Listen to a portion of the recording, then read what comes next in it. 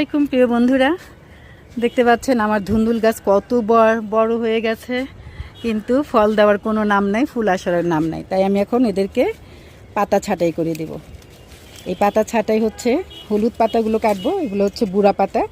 এরা কোনো খাবার তৈরি করবে না, শুধু বসে বসে খাবার খাবে। তো এরা গাছের যে খাবারটা তারা খেয়ে নেয় বলে গাছ তার ফ্রুটিংয়ের দিকে মনোযোগী হতে পারে না। আর একটু স্ট্রেস ট্রিটমেন্ট দিলে যেটা হয়, যে কোনো গাছ কিন্তু দ্রুত ফুল ফল দেয়। এটা গাছের একটা চরিত্র, এটা আমাদের মনে রাখতে হবে।